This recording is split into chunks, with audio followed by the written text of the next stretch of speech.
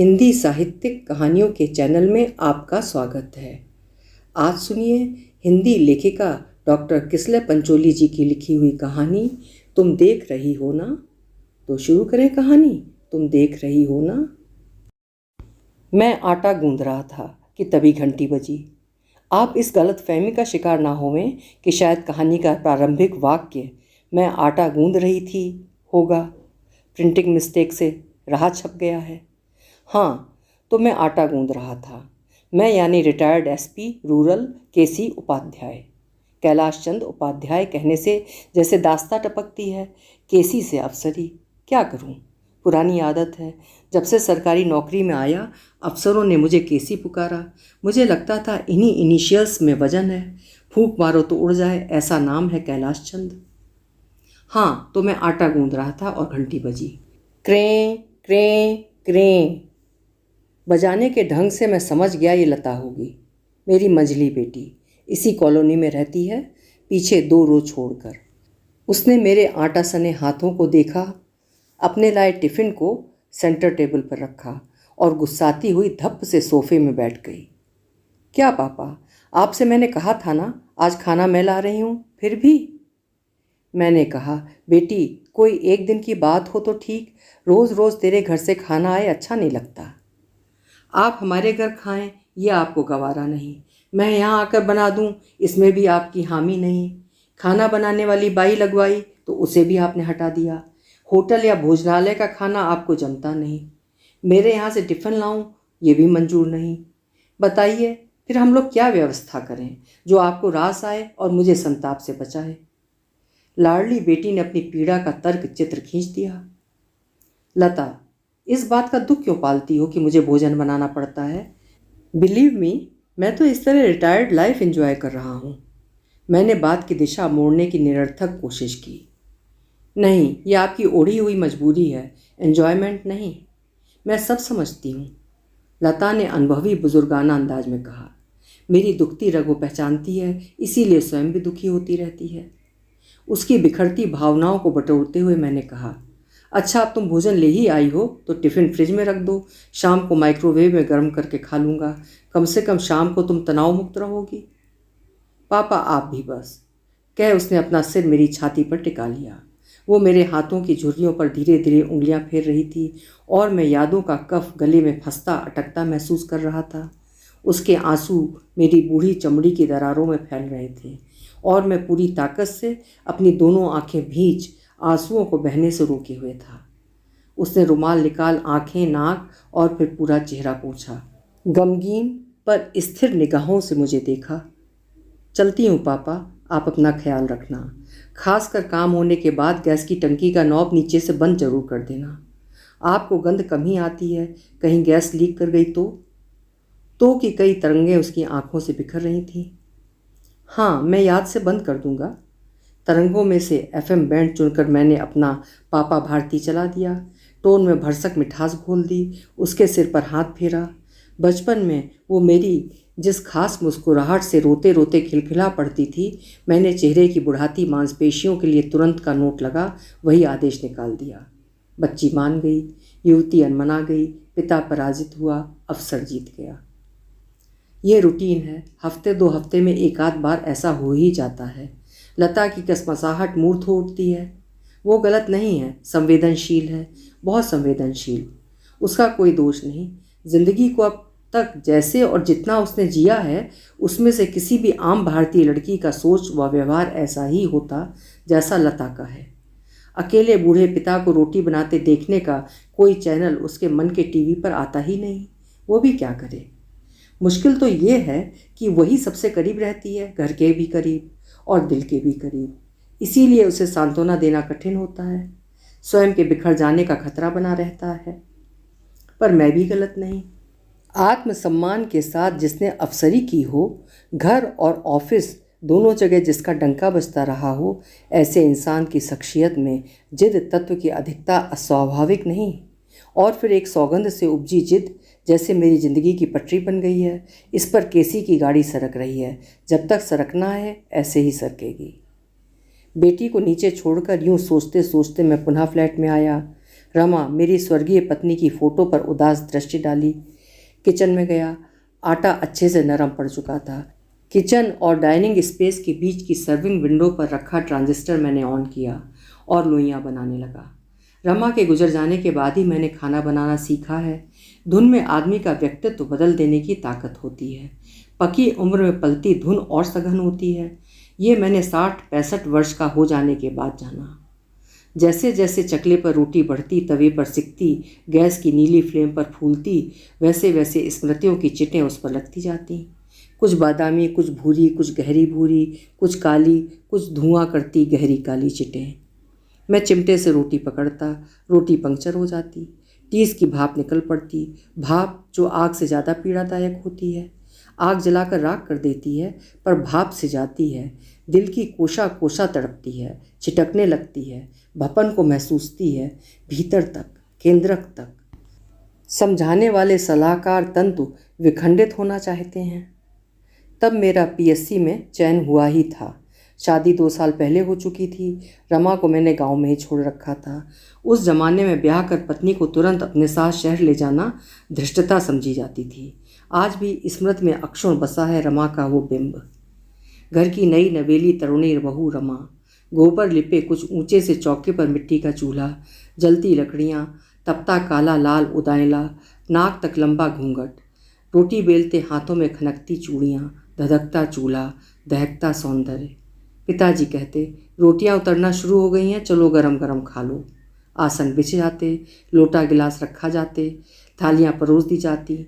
उतरती गर्म रोटी के लिए क्यों लगा रहता। पुरुष सदस्य पहले खाते। वह ऐसी जगह बैठता जहाँ से रमा की झलक दिखती रहती। धीरे धीरे खाता ताकि देर तक उसे निहार सकूं। बहनें और भाभियाँ मेरी चालाकी पकड़ मुझे आड़े हाथों लेती और अंततः मुझे उठना ही पड़ता। बाद में घर की स्त्रियों का खाना जो होना होता था। दूसरी पोस्टिंग के वक्त माँ ने रमा को मेरे साथ भेज दिया। शहर की ज़िंदगी में वो कुछ अनफिट सी रहती थी। मुझे भी अपने अधिक पढ़े लिखे होने का गुरूर सा हो गया था। रमा को मुझसे कोई शिकायत नहीं थी, पर मेरी शिकायतों की फहरिस्त धीरे धीरे लंबी होती जा रही थी। तुम्हारी साड़ी बांधने का ढंग अजीब बेतुका है। तुम किसी को नमस्कार भी अच्छे से नहीं कर पाती हो। अंग्रेजी नहीं आती तो उसके शब्दों का हास्यास्पद प्रयोग मत किया करो। अक्ल की तुम में भी बहुत कमी है, आदि आदि। मेरी टोका टाकी नुक्ताचीनी उसे बुरी लगी। ऐसा उसने कभी दर्शाया नहीं। दैहिक भाषा की मात्राएं वो बराबर मिला लेती थी। बच्चे होते गए, वो उनमें रमती गई। प्रमोशन होते गए, मैं ऑफिस में और व्यस्त होता चला गया। मेरा घर तब घर कम स्वजातीय ब्राह्मणों की धर्मशाला अधिक बन गया था। शहर के मध्य में स्थित मेरे गांव के लोगों रिश्तेदारों का अपना सुविधाजनक ठिकाना। मुझे भी गर्व होता था। कितने लोग वहाँ आकर ठहरते थे। श्याम काका के बेटे को कॉलेज में एडमिशन दिलवाना है, हॉस्टल में कमरा अभी मिला नहीं। महीने 15-20 दिन वे टिक गए। घनश्याम मामा के ससुर जी बड़े अस्पताल में भर्ती हैं, हार्निया का ऑपरेशन होना है। उनके साता पूछने आने वाले निकट संबंधियों की घर में आवक जावक बढ़ गई। शांति बुआ जी का देवर बीए करके फ़िलहाल बेरोजगार है। वो यहाँ नौकरी की आस में 1.5 महीने ठहर गया। गांव के पड़ोसी शिवलाल जी की बेटी की शादी यहाँ तय हुई है। लड़के वालों ने कहा आप ही इंदौर आ जाइए, घर में शादी मान दी गई। दरअसल मैं जिस पृष्ठभूमि से उठकर अफसर बना उसमें यह एक विशिष्ट उपलब्धि थी। परोक्ष या अपरोक्ष रूप से बहुतों के लिए मैं लक्ष्य प्राप्त में सहायक रहा। इस सब के चलते रमा का आधे से ज़्यादा दिन रसोई में बीतता। चाहे घर में कितने भी मेहमान हो, नौकर चाकर की मदद हो, रोटियां वो हमेशा गर्म उतरती हुई ही परोसती थी, मनुहार के घी से तर, आग्रह के गुड़ की डली के साथ। निसंदेह इन बातों का घरेलू बजट पर बहुत असर पड़ता था, पर इसका ना मुझे मलाल था ना ही रमा को। समय ने अपने पैरों पर पंख बांध लिए थे और प्रवासी पक्षियों सा उड़ा जा रहा था। देखते देखते शादी के 38 बरस कब बीत गए पता ही नहीं चला। बड़ा बेटा सुधीर अमेरिका चला गया, सॉफ्टवेयर इंजीनियर बनकर।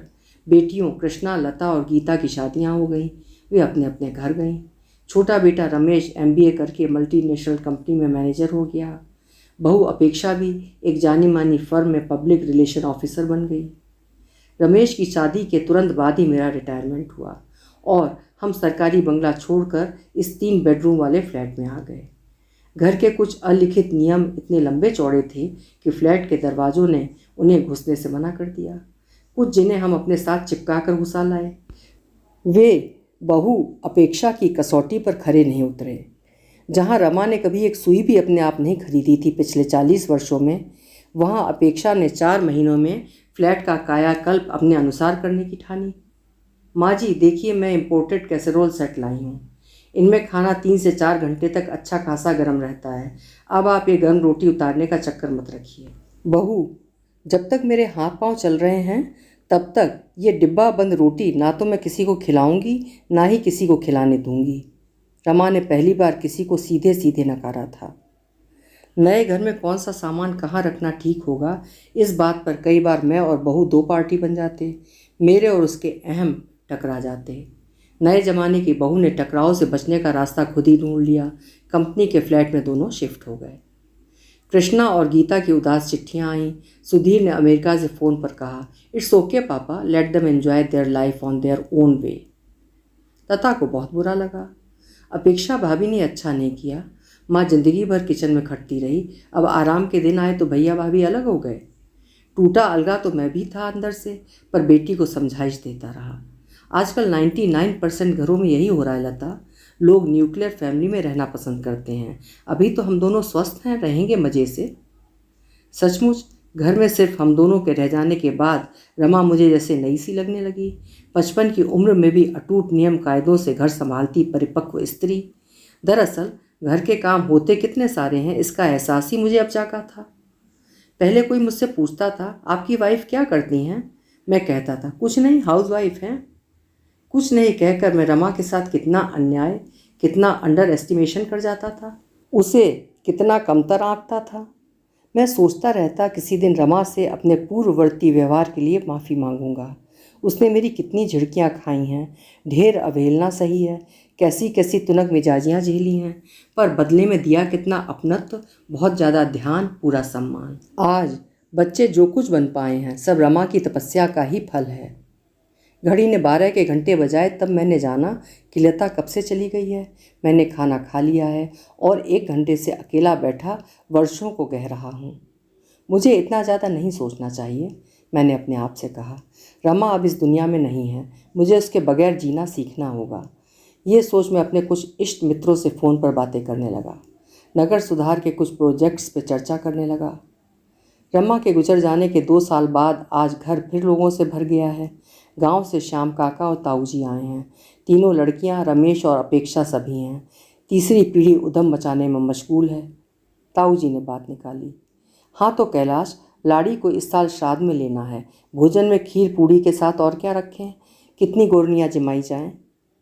दादा, मैं इस ढंग से श्राद्ध करने के पक्ष में नहीं हूँ। मैं लंबा चौड़ा कर्मकांड करना नहीं चाहता। देखो कैलाश, श्राद्ध में लिए बगैर उसकी आत्मा भटकती फिरेगी, कोई ठौर नहीं ढूंढ पाएगी और पूर्वजों को भी धूप नहीं लेने देगी, श्याम काका ने बीच में समझाया। मैंने कहा ना, मैं इस ढंग से रमा को श्राद्ध में लेना नहीं चाहता। काका, श्रद्धा से किया जाने वाला कार्य ही श्राद्ध होता है। मैं कह चुका हूँ, मेरी इन कार्यों में कोई आस्था नहीं है। मैं अपने मत पर अड़ा रहा। फिर क्या चाहता है तू? इस कारज के लिए हम हमारे काम काज छोड़कर भागे भागे आए और तू कह रहा है कुछ करना नहीं। हमें क्या, हम ये चले? ताऊ जी तैश में आ गए और वे तमतमा कर उठ खड़े हुए। दादा, हम जानते हैं कि कैलाश बचपन से ही कितना जिद्दी है। यह नहीं मानेगा, करेगा अपने मन की।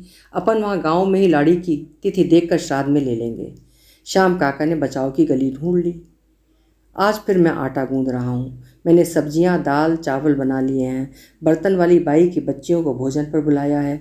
वे डाइनिंग टेबल की कुर्सियों पर सहमी सिकुड़ी सी बैठी हैं। शायद सोच रही हैं, साहब को आज क्या हो गया जो हमें खाने पर बुलाया है। ऐसा लग रहा था कि आज बाई ने उन्हें खूब रगड़ रगड़ कर नहलाया है। तेल डाल, मांग निकाल कर कसकर चोटियाँ गूँथी हैं। थालियाँ परोस कर मैंने उनके आगे रख दी। मैं गोल गोल फूली रोटियाँ बना रहा हूँ, उन्हें खिला रहा हूँ। बच्चियों के चेहरे पर तृप्ति मुझे उपकृत कर रही है। मैं सोच रहा हूँ, रमा, तुमने कितनों से दुआएं पाई होंगी यूँ गरम रोटी खिला खिला कर, फिर भी भगवान ने तुम्हें पहले बुला लिया और मुझ जैसे जिद्दी अभिमानी को रहने दिया। क्या इसलिए कि मैं महसूस कर सकूँ अपनी गलतियाँ? तुम गई भी रोटी बनाते बनाते। उस दिन तुम्हारी तबीयत ठीक नहीं थी, तुम कमज़ोरी महसूस कर रही थी, पर अपने नियमों के प्रति प्रतिबद्ध थीं। मुझे गरम रोटी खिलाने का नियम लागू था। मैं खाना खा रहा था। रमा, बस एक रोटी और, मैंने कहा था। तभी अंदर से धड़ाम की आवाज़ आई थी। मैं उठकर किचन में गया था। तुम फर्श पर बेहोश पड़ी थी। तुम्हारे हाथ में बेलन था। चकले पर एक रोटी बिली पड़ी थी। तवे पर एक रोटी डली थी। मैं तुरंत तुम्हें डॉक्टर के पास ले गया। यकायक तुम्हें ब्रेन हेमरेज हो गया था और तुम चल बसी। पता है रमा, उसी दिन से मुझे ये अपराध बोध सताता रहा है कि मैंने एक रोटी और क्यों मांगी। ना मैं रोटी मांगता और ना तुम्हें खोता। तुम कह रही हो ना कि ये एक संयोग था, पर मेरे लिए ये एक केस बन गया। मैंने उसकी पूरी तहकीकात की और पाया मुजरिम मैं ही था। एक बात और रमा, मैंने तुम्हारी चिता पर सौगंध ली थी कि जब तक जीऊँगा अपनी रोटी अपने हाथ से बनाकर खाऊंगा। मैंने अभी तक ये नियम भंग नहीं किया है। तुम देख रही हो ना, मैं सुधर गया हूँ। बच्चियाँ बेझिझक खाना खाकर बोल रही हैं, अंकल बस हमारा पेट भर गया, अब और रोटी नहीं चाहिए। रमा, मैं सोच रहा हूँ लता को, ताऊ जी को फ़ोन करके बता दूँ कि गोल गोल रोटी ने मुझे बहुत कुछ सिखा दिया है। मैंने तुमको अपने तरीके से श्राद्ध में ले लिया है। अभी आप सुन रहे थे डॉक्टर किसले पंचोली जी की लिखी हुई कहानी तुम देख रही हो ना। आशा है कहानी आपको अच्छी लगी होगी। कल फिर मिलेंगे किसी बेहतरीन कहानी के साथ। आपका समय शुभ हो।